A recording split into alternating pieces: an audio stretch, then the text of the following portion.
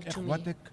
He said, فيكيد "Oh son, لك do كيدا not tell your إن story to الشيطان your للإنسان brothers. They will devise a عدو scheme مبين. for you. The صدق الله devil مولانا العظيم. is the enemy Mr. of President, humans." it's a matter of great honor for me to address the United Nations General Assembly for the second time as the Prime Minister of a country that has always been a proactive member of the UN Assembly. I would like to congratulate you and wish you all the success, Mr. President, on your election as the President of the 79th session of the UN General Assembly.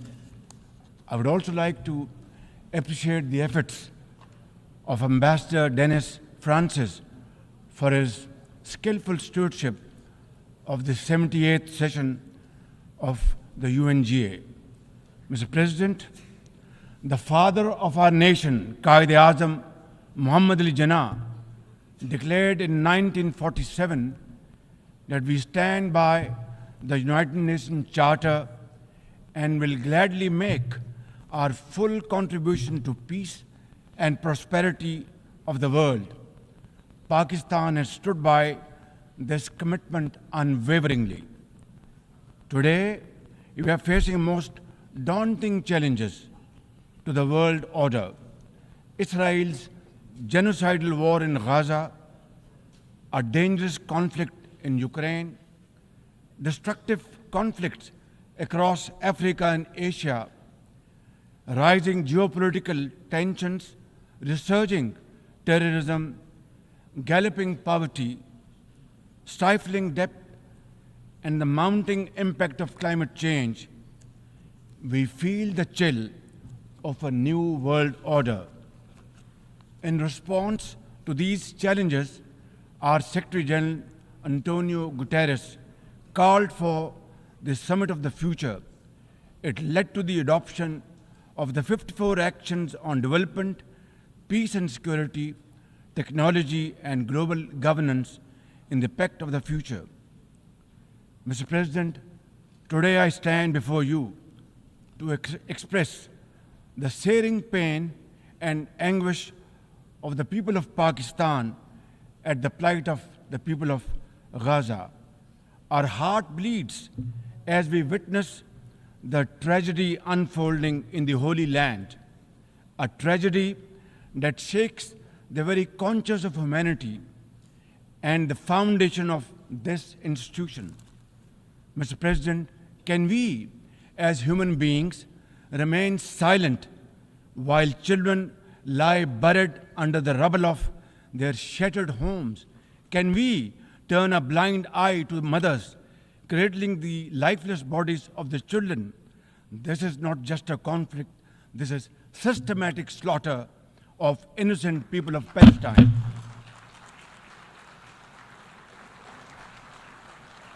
Ladies and gentlemen, an assault on the very essence of human life and dignity.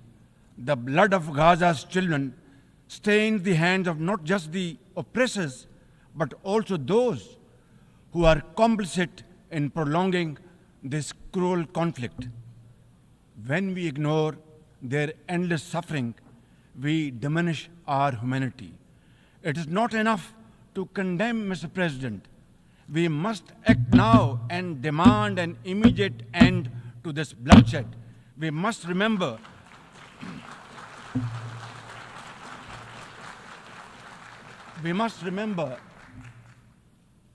that the blood and sacrifice of the innocent Palestinians will never go waste. We must worry about their plight and difficulties and stand by them. We must work for a durable peace through the two-state nation. We must seek a viable, secure, contiguous, and sovereign state of Palestine based on the pre-1967 borders with Al-Quds al-Sharif as its eternal capital, and to advance the goals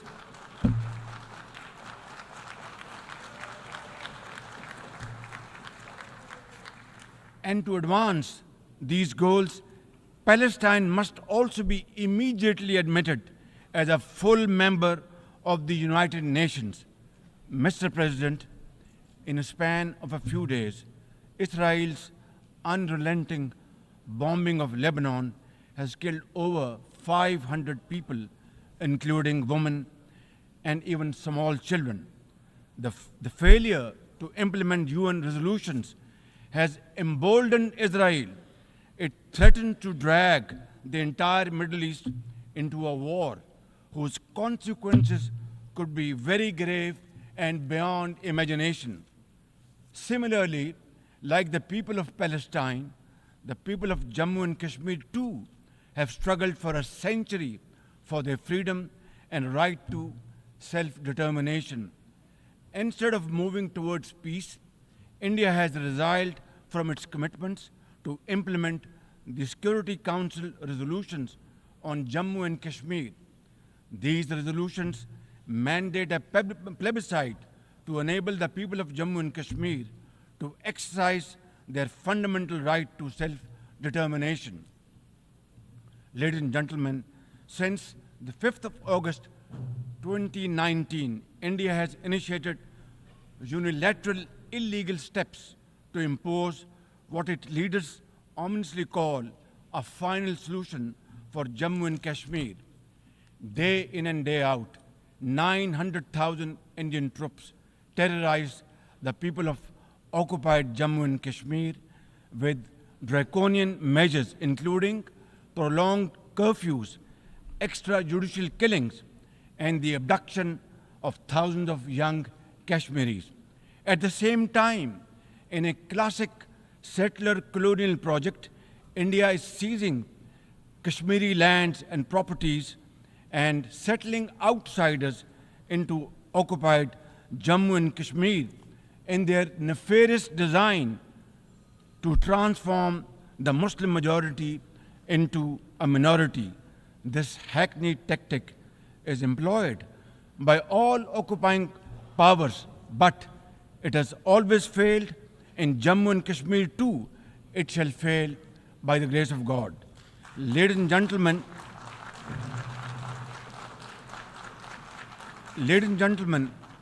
the Kashmiri people are resolute in rejection of the false Indian identity. The New Delhi seeks to impose upon them very, very severe conditions, and atrocities are being committed every hour. India's policy of brutal coercion and oppression in occupied Kashmir has ensured that Burhan Wani's legacy continues to inspire the struggle and sacrifices of millions of Kashmiris. Inspired by the legitimacy of their epic struggle, they remain defiant. Their heart-wrenching stories remind us that behind every statistic lies a human life, a dream deferred, and a hope shattered. Even more worryingly, it is engaged in massive expansion of its military capabilities, which are essentially deployed against Pakistan. Its war doctrines envisage a surprise attack and a limited war under the nuclear overhang. Thoughtlessly, India has spurned Pakistan's proposals for a mutual strategic restraint regime. Its leadership has often threatened to cross the line of control and take over Azad Kashmir. Ladies and gentlemen, Mr. President, let me state in no uncertain terms that Pakistan will respond most decisively to any Indian aggression.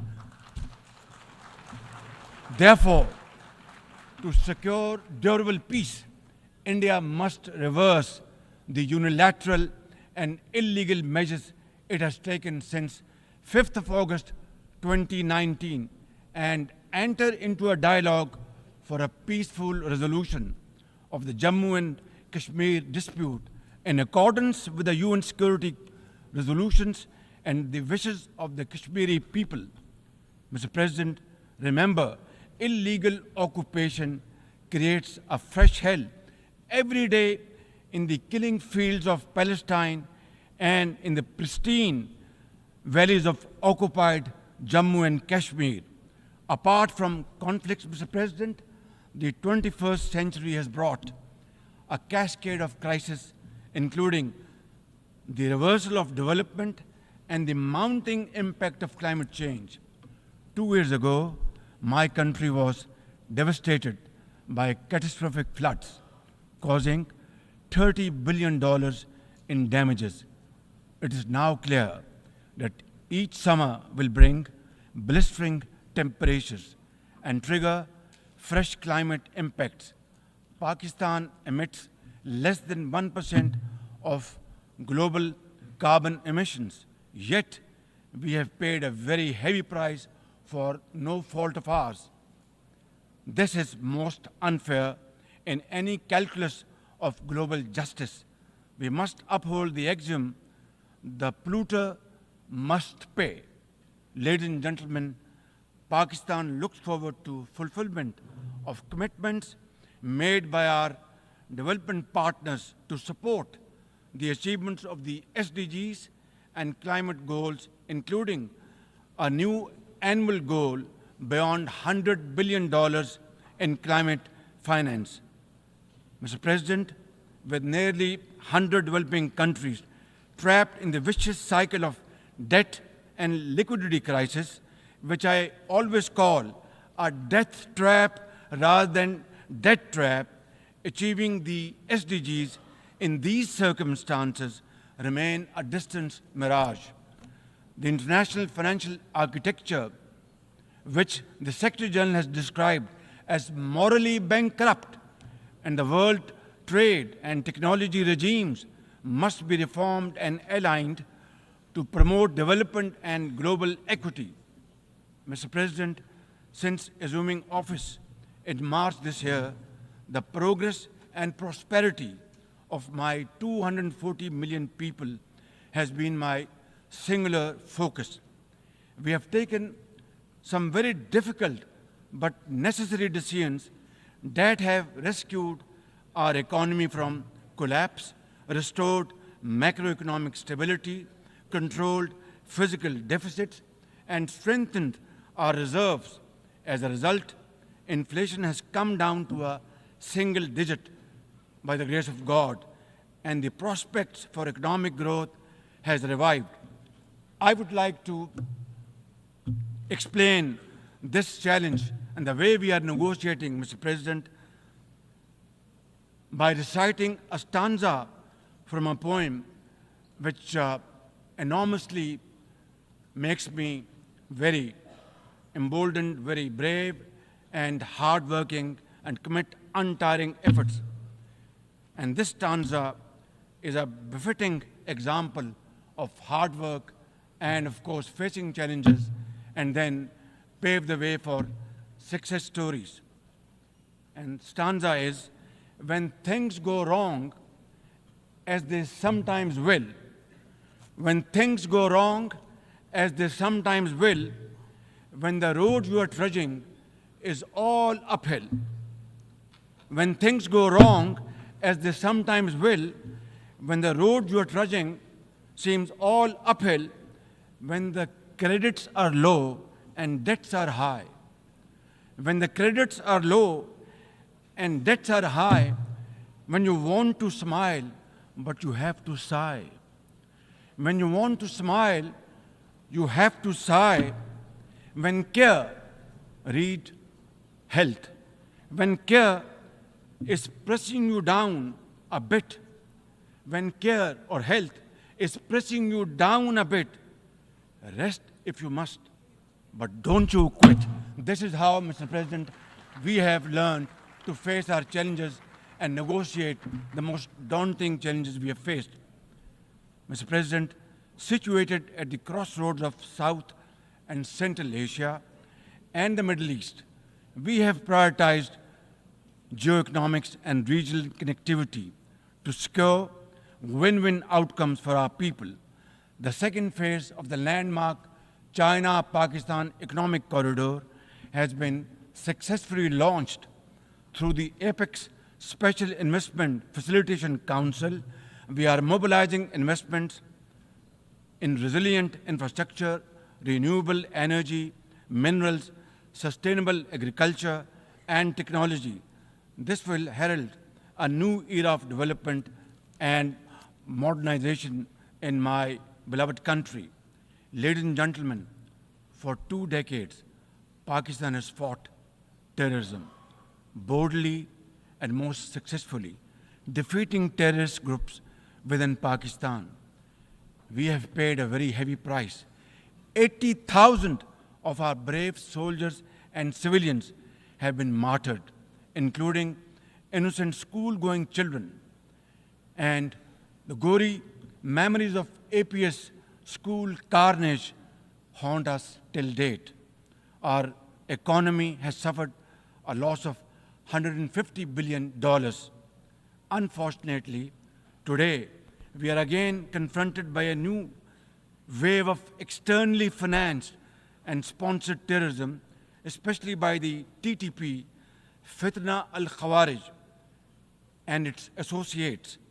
Ladies and gentlemen, make no mistake, inshallah, by the grace of God, we are determined to eliminate this threat as well through our comprehensive national effort by the name of Azm-e-Istehkam, meaning resolve to promote peace and stability. And we will work collectively with the international community to combat all forms of terrorism and reform the global counterterrorism architecture.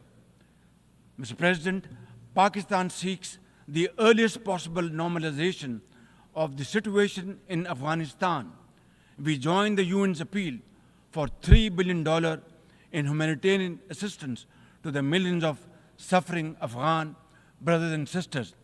At the same time, we endorse and share the international expectations that the Afghan interim government would respect human rights, including the rights of women and girls, and promote political inclusion. In particular, the interim government must take effective action to neutralize all terrorist groups within Afghanistan, especially those responsible for cross-border terrorism against neighboring countries. These include ISIL-K, Daesh, the Al-Qaeda-associated TTP, Fitna al-Khawarij, Majid Brigade, the BLA, and other terrorist groups which unfortunately are seen on Afghan territory. Mr. President, another troubling global development is the escalation of Islamophobia, which is now manifested by frequent desecrations of the Holy Quran, attacks on mosques, negative stereotyping of Muslims, and acts of discrimination and violence against them. The most alarming manifestation of Islamophobia is the Hindu supremacist agenda in India. It aggressively seeks the subjugation of 200 million Muslims and the obliteration of India's Islamic heritage. Pakistan and the OIC will work with the UN Secretary General and his special envoy to implement a plan of action to combat the scourge. Ladies and gentlemen, Pakistan seeks an immediate end to the tragic conflict in Ukraine and its peaceful resolution in accordance with the UN Charter and international agreements. Ladies and gentlemen, Pakistan has a long and proud history of solidarity, friendship, and cooperation with the nation of Africa. We will continue to cooperate with them to counter terrorism and resolve regional conflicts, including through UN peacekeeping and peace building in the region. Finally, Mr. President, as we leave this august hall, we must carry with us a message for our people that the weak are not voiceless, that the oppressed should not lose hope, that poverty is not preordained, and that Allah Almighty promise of justice and equality in our terrestrial home must be respected. I thank you all, and thank you very much for your time. God bless you.